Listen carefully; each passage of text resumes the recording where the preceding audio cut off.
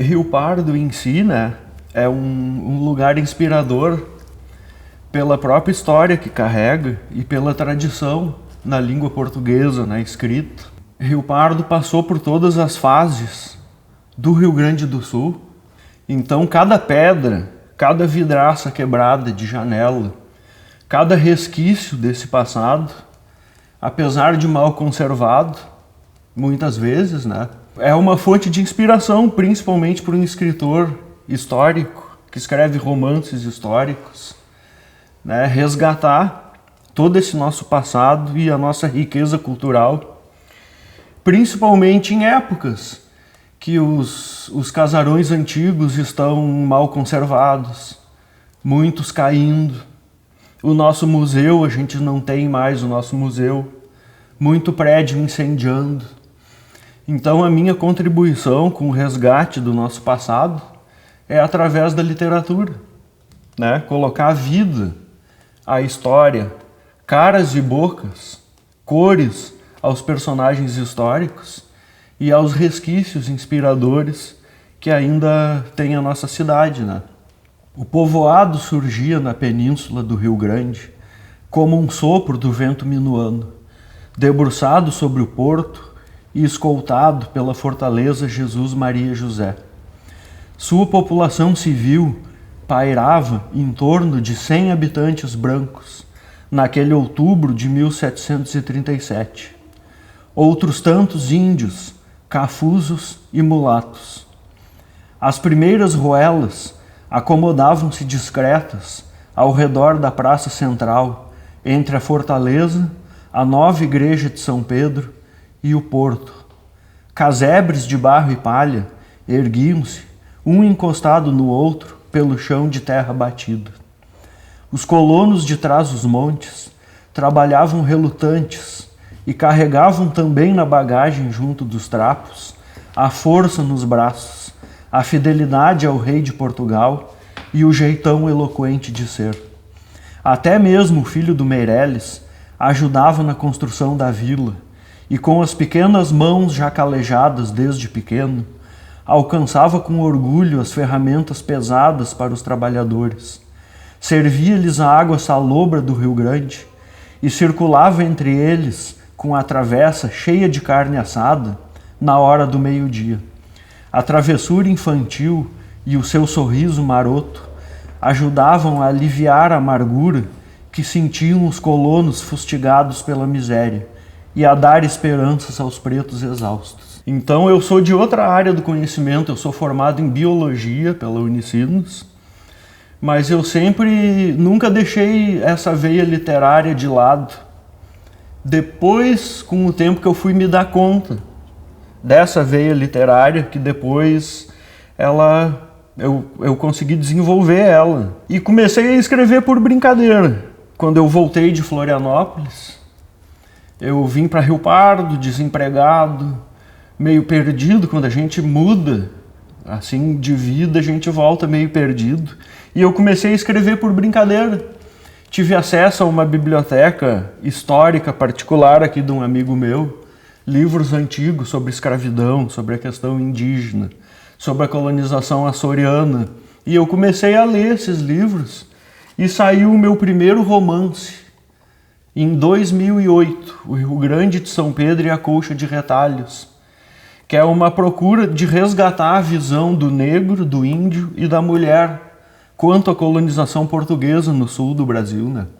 Esse livro aqui foi artesanato mesmo, como todo o início, porque ele foi fabricado à mão, de 10 em 10 na papelaria, e um amigo meu que se tornou meu sócio, ele encadernou o livro para mim e eu comecei a vender. Eu fiz 3, vendi um para a avó, um para a mãe, como todo o início de carreira, né? Do dinheiro desses 3 eu fiz mais 10, vendi os 10. E hoje, 10 anos depois, ele já passou dos 1.600 livros vendidos. Eu acabei montando um escritório na Rua da Ladeira, num prédio de 1797, numa antiga senzala. Então eu me instalei nessa senzala e recebi os turistas. E dali eu vendi 1.600 livros. Desse primeiro, me comunicava com Moacir Scliar, com Charles Kiefer. O Moacir Scliar permitiu que eu transcrevesse um trecho de uma carta que ele me mandou na orelha do livro. E assim eu comecei. E agora eu estou lançando a segunda edição do meu segundo romance. Esse segundo romance, são duas histórias. Uma se inicia na Ilha Terceira dos Açores, em 1737, e a outra parte, a construção da fortaleza de Rio Grande, pelos exilados da colônia do Sacramento. Então ele tem a viagem de navio das primeiras levas de açorianos até o Rio Grande do Sul. Logo saiu da vila, pegou a estrada e começou a subir a coxilha. Lá de cima observou o Angra do heroísmo em sua efervescência. O burburinho dos marujos vinha do mar, tocado pela mesma brisa que umedecia suas vestes. Sempre virava a cabeça para observar a vila do alto. Não poderia levar consigo as montanhas vulcânicas, nem o céu cinzento das ilhas, mas com certeza construiria no Brasil os mesmos solares barrocos pelas calçadas em ladeiras de pedras irregulares. O cheiro da sardinha frita talvez não voltasse mais a sentir, mas em qualquer lugar do mundo embalaria o coração durante as noites frias de inverno com o toque de acordeon e viola, e ensinaria os filhos a dançar o pezinho. Lembrou-se de Camões, o poeta navegador. Quando chegasse ao Brasil, recitaria os versos de Ilha dos Amores para o desterro. Qualquer ilha poderia ser a de Camões, e os mares de águas transparentes, sob céu azul do Brasil, também eram um pedaço de Portugal. Então o romance histórico, além da linguagem poética e da literatura, mesmo em prosa, ele é um tipo de texto que dá muito trabalho para fazer, porque ele se inicia numa pesquisa histórica, para que a gente possa traçar o pano de fundo, né? Então a gente tem que fazer uma reconstrução da época. Que tipo de estrada tinha no lugar, o que eles vestiam, o que eles comiam. E isso é uma pesquisa muito trabalhosa, muito maçante na área de história, né? Os mamelucos balbuciavam uma reza melancólica no dialeto tupi. Recolhiam afoito dos mortos as suas armas, as botas e demais peças de roupas que poderiam ser vendidas aos militares quando retornassem ao Rio Grande.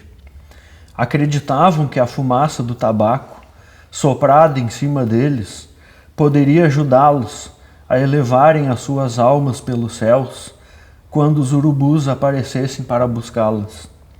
Tentavam explicar aos soldados que, se não praticassem o ritual, os seus espíritos ficariam vagando para sempre pela face da terra a atormentar os vivos. Mas os oficiais ditavam-lhes rispidamente as ordens. Não deveriam perder tempo enterrando carcaça inimiga. Queriam forçar os renegados amarrados pelas árvores a sentirem o mau cheiro dos comparsas apodrecendo durante os próximos dias. E no caso, a questão da pandemia, eu sempre escrevi meus livros em casa. Então o isolamento para um escritor, para um estudioso, é um processo natural. Então a gente trabalha muito em casa e pela internet. Claro que o contato físico, o boca a boca, é muito importante, né? Nisso interferiu um pouco. Mas nem tanto quanto nas outras áreas. O interesse pela história veio através da literatura, que eu sempre gostei muito do Érico Veríssimo, do Alcide Cheuich, do Luiz Antônio de Assis Brasil. A literatura, através dos romances históricos, puxou esse meu gosto pela história. Enquanto isto, no Rio Grande de São Pedro, Mateus Simões Pires não começaria mais os seus dias sem que antes sorvesse várias cuias de mate, o chá deixado como herança pelos índios missioneiros. a revigorar as forças com os amigos ao redor do fogo de chão. O mugido insistente do gado e o relincho dos cavalos selvagens passaram a ser música para os seus ouvidos através dos ritmos castelhanos. O verde ralo dos pampas era refletido por suas retinas ao olhar as vastas léguas de terras que ganhara do próprio rei Dom João V. Seus descendentes, por várias gerações, ainda dançariam o pezinho e a chimarrita das ilhas. No leito de morte em Rio Pardo, em suas últimas palavras, foram alguns versos de Luís Vaz de Camões.